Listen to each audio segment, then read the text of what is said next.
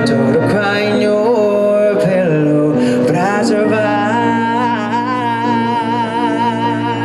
I had a one-way ticket to a place where only demons go, where the wind don't change and nothing in the ground can never go. No hope just lies on your daughter cry in your pillow, but I survive.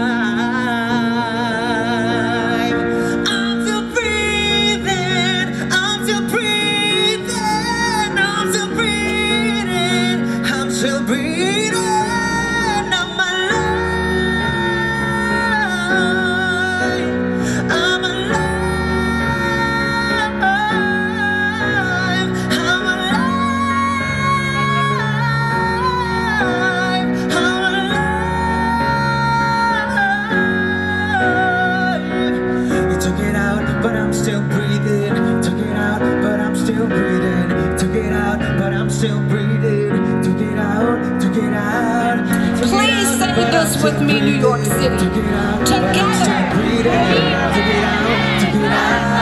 Once again. I had made every single mistake that you could ever possibly make. I took what you gave, but you never noticed that I was in pain. I knew what I wanted, I went out and got it. Did all the things I just said that I wouldn't. I told you that I would never be forgotten. I know that's part of you.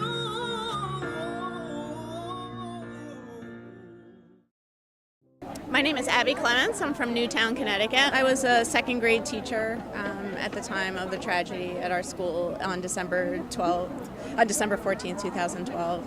I was teaching second grade, and since then I've been involved in this issue, and I'm a single issue voter, and I don't know, I urge everybody to get involved whether you've been affected by gun violence or not. My name is Alpheus Marcus. Florencia. My name is Musa.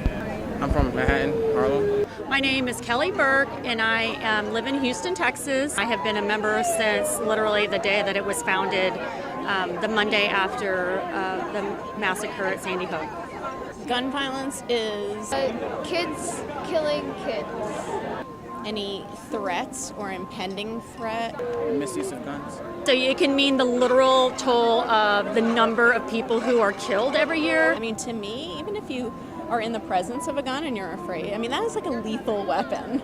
And that has an impact on the way that your brain sort of handles that information, and then the way you move forward in your life after that.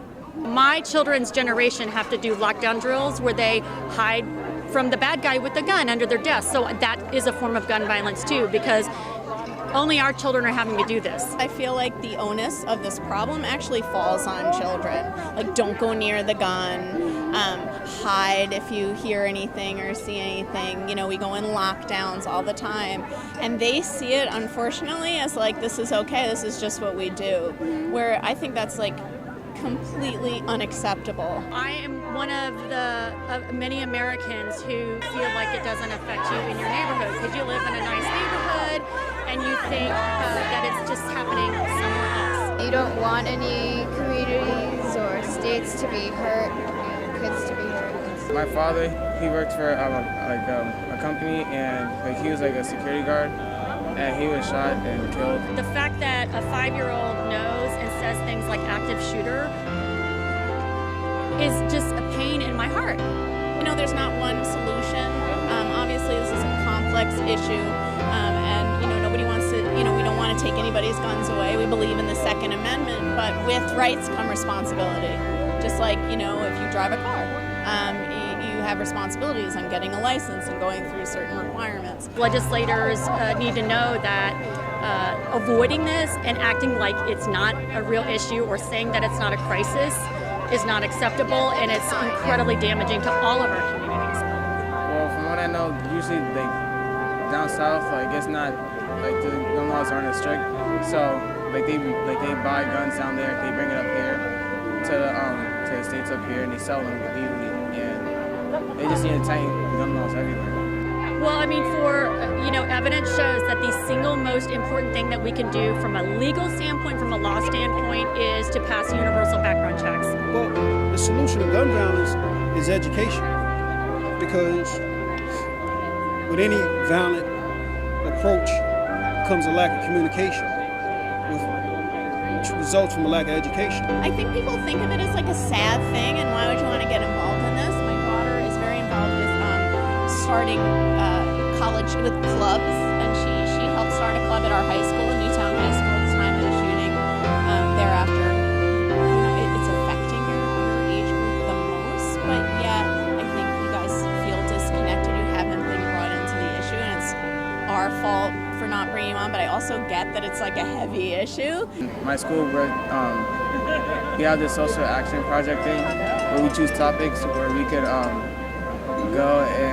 go out and try to make a difference, and that's what I'm doing today. When Sandy Hook happened, as a mother, you just look at your own child, and I knew that the saying is, there but for the grace of God go I, meaning it was just a matter of time before it came to my door if I didn't stand up and do something, and that's how I ended up becoming involved that very day. And so I think part of why I'm here and why so many other people are here, there's a mix in this crowd of people who are, they're called survivors, meaning that they've already lost a child, a sister, a daughter, a brother, a family member, or they've seen it, or they've been shot themselves but survived. In Texas, they have much more permissive laws about where people can carry guns. So here we are in a public park. In Texas and many other states, it's perfectly legal for someone to walk in with guns, and the police can't arrest them, they can't ask them to leave.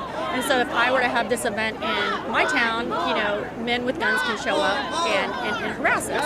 This is an opportunity to, shout loudly that we will not accept the status quo. We will not accept that 91 people are killed by a gun every day.